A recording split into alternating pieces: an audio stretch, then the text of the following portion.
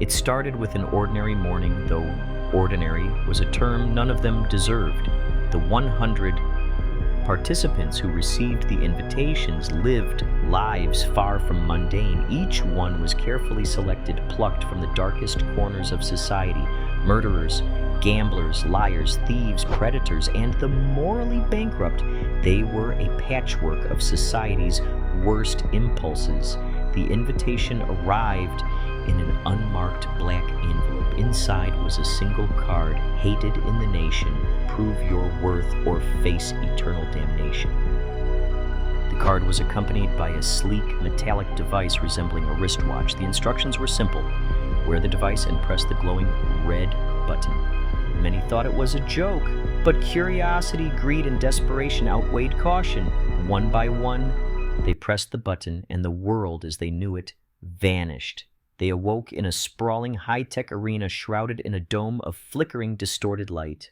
The walls pulsated with energy, casting eerie shadows across the room. In the center of the arena stood an enormous black cube, the Persona Creation Finder, its surface alive with shifting glyphs and cryptic symbols. A voice boomed overhead, deep and disembodied. "Welcome, participants! You have been chosen because of your sins. Here, you will face your truest selves and the consequences of your actions. This is your punishment, your redemption, or your end. The choice is yours, but remember, the game has one rule above all: survive." The cube roared to life, sending tendrils of light to each participant. The light invaded their minds, burrowing deep into their psyches, unlocking the monstrous parts of themselves they had buried. Each player was confronted with a reflection of their soul.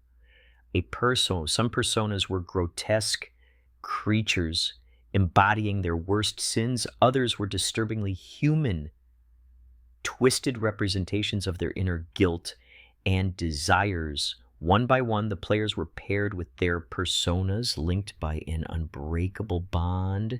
The arena was now a battleground of inner demons and external threats, testing their limits. Meet the players. Htaed, a ruthless corporate CEO, was bound to a serpent-like persona with razor-sharp scales and venomous fangs.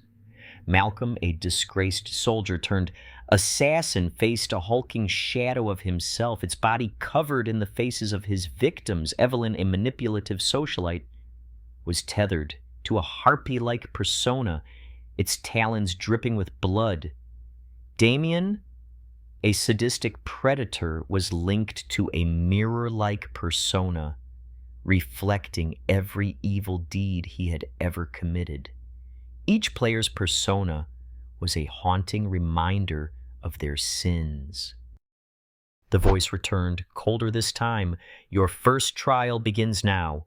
The arena will shift into a simulation of a zombie-infested city. You must survive for 100 hours or eliminate all threats. Beware, for the dead are not your only enemies. Each of you has a price on your head. Kill another player and you earn $1 million. Kill a guard and you earn $10 million. The choice is yours. Cooperate or betray. Survive or perish." The ground beneath them trembled as the arena transformed. Almost immediately, alliances formed and crumbled. Htaed convinced a group to follow her, promising survival but planning to manipulate them. Malcolm moved alone, his military training giving him an edge. Evelyn used her charm to deceive others, leading them into traps. Damien thrived in the chaos, killing for pleasure. The arena had its own rules. Rico, a hot-headed gambler, tried to cheat by sabotaging the cube. His body was ripped apart by his own persona, a horrifying display of punishment. As the hours passed, participants noticed strange anomalies. Some zombies seemed to retain fragments of their humanity, pleading for help even as they attacked. The guards moved with unnerving precision, suggesting a darker truth behind their soulless appearances. Htaed's group stumbled upon a hidden chamber beneath the city. Inside was a monitor displaying footage of their lives before the game. Every sin, every dark deed was recorded and replayed. The voice returned, mocking them. "You thought you could hide from your past?" As the first night fell, Paranoia consumed the group. Betrayals erupted, and the first major casualty came when Jade poisoned one of her allies, taking their weapons and supplies. But just as she thought she was safe, her persona whispered in her ear, "You cannot escape me, Jade. The more you betray, the stronger I become, and one day I will devour you."